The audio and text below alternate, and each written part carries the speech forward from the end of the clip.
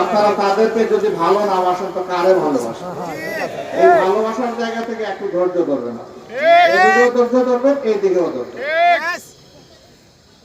সম্মানিত বন্ধুগণ, বলছিলাম যে আয়তনের দিক থেকে একসময় পার্বত্য চট্টগ্রামে ছিল সর্ববৃহৎ জেলা। বর্তমানে আয়তনের দিক থেকে সুনামগঞ্জ হচ্ছে সর্ববৃহৎ। বাংলাদেশের একমাত্র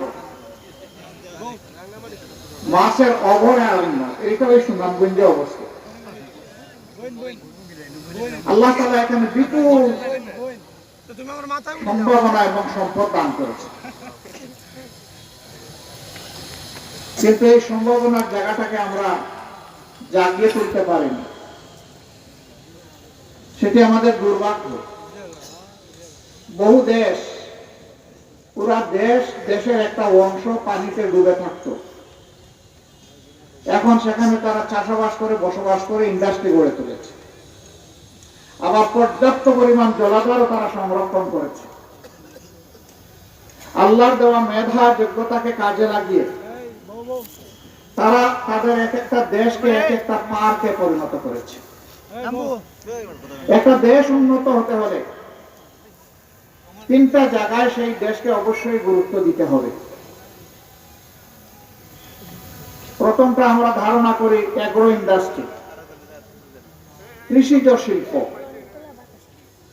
এর সাথে মাছ, পশু সব কিছু আসবে, কিছুই বাদ যাবে না। শুধু ধান বলতে কৃষি বোঝায় না, যা জীবন্ত, সেটা প্রাণী হোক উদ্ভিদ হোক, সবগুলা কৃষির অন্তর্গত। এই ফিল্ডটা বিশাল। আমাদের দেশে পরোক্ষ প্রত্যক্ষ ভাবে 78% মানুষ কৃষির সাথে সম্পর্কিত।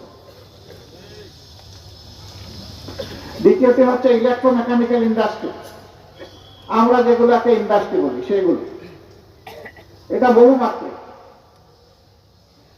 তৃতীয় হচ্ছে হিউম্যান ইন্ডাস্ট্রি, মানুষই একটা শিল্প।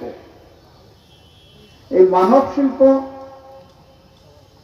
তারপরে ইলেকট্রোমেকানিক্যাল শিল্প এবং কৃষিজ শিল্প, এই তিন শিল্পের সমন্বয় যে দেশে ঘটে সেই দেশটিকে আর অন্য কোনো দেশের উপরে পরনির্ভরশীল হতে হয় না।